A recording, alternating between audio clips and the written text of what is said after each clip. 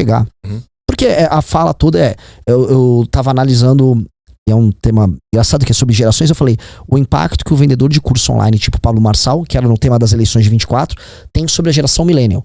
Que boa parte da galera é o público que consome os produtos digitais e que é uma geração que entrou no mercado de trabalho, veio crise econômica, ficou meio traída. Puta, a culpa deve ser minha, meu mindset tá errado. O cara, não, eu vou arrumar um atalho pra você.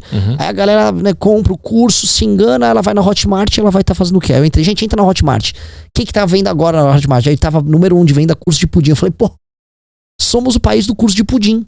É isso que sobrou pra nossa geração. Eu não quero viver num país em que você precisa vender pudim pra fora pra dar certo. Esse país deu errado. Mas por que não? Por que não? Eu acho um país, porque é um país de baixa produtividade. A partir do momento que as pessoas estão procurando cursos que vão te tornar, vamos dizer, capaz de produzir um doce, que é uma commodity, pudim é um commodity, né? Um doce especial, não tem muito valor agregado. E isso é um hit na classe média. A classe média tá mal, cara. A classe média tá bem mal, cara. Sim. Bem mal. Basicamente ela tá fazendo bolo. É um novo nome pra bolo de pote. É um vender doce pra fora, fazer salgado pra fora. É uma técnica de sobrevivência rudimentar num país que tá pobre. Eu não tô fazendo um julgamento moral. Tipo, você está fazendo pudim, que absurdo. Eu tô fazendo um... Puta, onde chegamos, velho? Não era pra nós estarmos nisso. Então, será que não foi aí que a comunicação falhou? É possível. Porque parece que tava apontando pra mulher e pra quem comprou. Só que eu entendi que a tua crítica era pro sistema econômico que a gente tá vivendo, força as pessoas a terem que fazer isso. Isso é triste demais. Exato. Aí eu comentei, assim, porque é o nome da mulher que vendia o curso, e eu tava no meio dessa treta do Pablo Marçal, candidato a prefeito. O nome da mulher que vendia o curso era blá blá blá Marçal. Eu falei, não, gente, pô, mas que é isso? Parece até combinado, né? E aí eu zoava isso. Aí pegaram o Renan está atacando uma pobre mulher que vende pudim. Ela tem 800 mil seguidores. Ela é a maior vendedora da Hotmart naquela época. Ela tá milionária, provavelmente. Aí ela descobriu um ano depois, ficou indignada também. O Nando Moura usou, porque o Nando precisa ficar atacando a gente. Mas sabe por que eu não me arrependo? Porque se eu me estabelecer certos freios, eu não vou ser quem eu sou. E toda a construção de um grupo que eu fiz sendo muito aberto, ela morre. Então eu tenho muito mais a perder alterando. Então é melhor eu eventualmente pecar em abrir algumas brechas que alguém vai poder fazer um corte, do que eu desmontar uma construção muito sincera política. E entre uma coisa e outra, eu prefiro o risco de um cancelamentozinho aqui ou ali do que perder essa essência. Já que você mencionou o Nando Moura, eu queria falar sobre isso também contigo. Porque ele tá numa guerra contra o MBL, né? Todo mundo sabe disso. E o que eu me pergunto, já perguntei pro Kim e pro Arthur, quando que isso começou? Porque por imaginário popular, vocês estavam juntos, nas mesmas ideias, na mesma missão, digamos assim. Qual foi o ponto de ruptura que você sentiu que vocês se afastaram? Assim, se eu for falar bem preciso sobre essa briga, foi no meio da eleição no ano passado, quando do nada ele começou a atacar a gente. Foi do nada, ele gravou um vídeo atacando a Amanda, que a Amanda tava usando fundo eleitoral. Mas só que se eu voltar um pouquinho, algumas semanas, ele começou a cavar umas brigas com militância nossa no Twitter. Então ele começou a reclamar que em algum evento a gente tinha falado que o Arthur possivelmente poderia ser candidato a presidente. Aí ele foi, isso é um absurdo, ele começou a reclamar isso no Twitter. Aí as pessoas respondiam, e nem eram respostas de briga, porque o Nando Moura era visto como um grande aliado. Aí ele dava dando umas respostas bem atravessadas. Aí depois a gente mudou o logotipo, aí ele foi lá e xingou o logotipo, aí alguém respondia que não era nós. Porque assim, uma coisa é falar, eu respondi. Tudo bem, pô, o Renan é um dos fundadores do MBL, o Kim respondeu. Um cara, sei lá, em Roraima, que tá no Twitter, respondeu. Você falar que isso é a posição de um grupo é muito complicado. Ainda mais quando ele tinha um contato. Ele falou, pô, Renan, o que tá acontecendo aqui? Você pode mandar uma mensagem aí, as pessoas são seres humanos normais. Ô, Renan, pô, você tá com uma militância chata, hein? O que tá rolando? Ele sempre teve essa liberdade, eu falava com ele.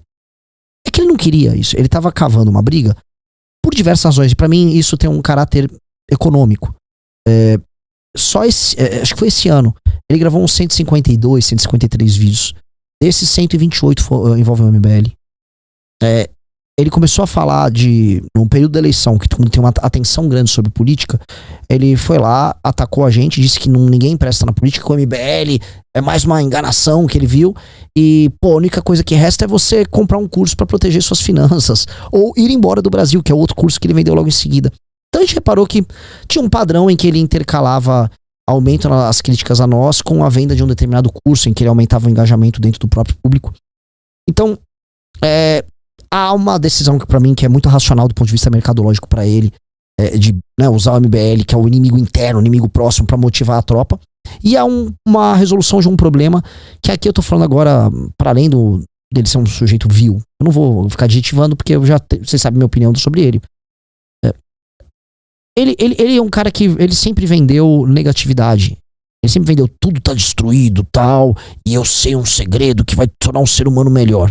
E só ele pode ser uma espécie de arauto de uma salvação, e essa sua salvação é sempre meio nihilista, que é tudo vai dar errado, mas você pode salvar seu patrimônio. Tudo vai dar errado, mas você pode ir embora do Brasil. E você vai ser um irmão dele, guerreiro, que juntos estão escapando de um grande cataclisma. Toda a história dele na internet é isso, com o ataque a outras pessoas, no processo que isso engaja ele. O problema é que quando nós e ele ficamos juntos no mesmo barco, nem Lula nem Bolsonaro, por um período era muito interessante estar com a gente, porque a gente tava atirando em todo mundo. Pá, pá, pô, não dá bolsopetismo, meu Lula, PT, pá, pá, pá, Bolsonaro ali, tá. Beleza, a gente tava negando. De repente a gente, pô, legal, Nando, é isso aí, cara, agora a gente vai montar um partido, cara, mano, vai dar certo, a gente tá com umas propostas aí. Não, gente, vamos ser otimistas com o Brasil, dá pra fazer o Brasil dar certo. Não, porque... Aí é complicado, como é que você vai vender um produto que nega uma possibilidade de melhora, ou que é um produto otimista? Como você vai vender um produto pessimista quando tem outra pessoa que influencia teu próprio público tá falando do caminho contrário? Então tem uma questão de feeling do próprio público, o mood com o próprio público, que a gente tava indo pra cá e ele tava indo pra lá. Então, cara, mercadologicamente falando, e até como produto digital, não dá pro Nando Moura ser um otimista. Então ele simplesmente precisa se livrar da gente. Então é até uma decisão econômica que pra ele faz sentido. Você acha que não tem, nenhuma das críticas que ele fez tem alguma coisa que vocês pensam que ele pode estar certo? A gente pode fazer um levantamento delas e pegar uma a uma. Eu realmente acho a maior parte das críticas imbecis. Elas são críticas de um adolescente. Mas você pode tentar achar validade em alguma. Tipo, a do pudim, acho que foi o maior ataque que ele fez a mim. Foi um comentário recortado, tirado de contexto sobre um pudim. Agora ele quis atacar o fato de que havia uma caixa d'água pintada de preto num projeto que a gente tá fazendo no Nordeste, que tá ensinando as pessoas a plantarem, tirar elas da dependência da prefeitura e gerar um faturamento bem bacana dentro de uma comunidade, tudo com o nosso próprio recurso, com recurso de doação. Aí ele, não, uma caixa d'água é preta. Eles podem roubar. Ele nunca vai falar que a gente roubou nada, porque ele não quer ser processado. Então ele fica fazendo insinuações. E cadê esse dinheiro? Sempre insinuações imprecisas de modo a gerar algum tipo de ataque. Essa foi o outro ataque que ele fez. Então os ataques a mim foram muito focados na ideia de que eu pintei uma caixa d'água de preto porque eu quero explorar a miséria de alguém, e de que eu humilhei fazedores de pudim. Essa foi a parte que me atacou. Teve outras que o Arthur ele tem uma predileção por mulheres ucranianas peladas e, sei lá, sujas, que o Renato é gordo, que o Kim... Eu nem sei, o Kim já abordou o Kim alguma vez. O Kim é que ele votou pra misturar a gasolina lá. Mas não é? Não é real isso? Não é. O Kim votou num projeto que estabelecia percentuais da presença do etanol, o que já existe o etanol, ela se aumentava um pouco a mais, e que também estabelecia um limite à época pra isso, pro etanol. Tipo, um projeto banal, que foi votado inclusive com a bancada do agro, por exemplo, a época votou junto. Não houve na época nenhum laudo porque assim, um dos lobbies mais escrotos que tem é o lobby das empresas automobilísticas. Eles estão presentes no Congresso inteiro para garantir subsídio. Não houve nenhum lobby dos caras. Se fosse uma coisa que estivesse prejudicando o negócio deles, não houve lobby nenhum. O Kim Kataguiri votou, vamos dizer, de maneira consciente sobre isso, e pronto. E ele poderia fazer, então vamos supor que ele discorda, que até ele achou uma bolha de caras de carro que falavam disso. Poxa, ele poderia fazer uma crítica técnica. Não, mas não é a crítica técnica que ele quer fazer. Ele quer falar que o Kim tava, sei lá, roubando, que ele quis batizar a gasolina. Pô, fala o cara que quer batizar a gasolina do carro.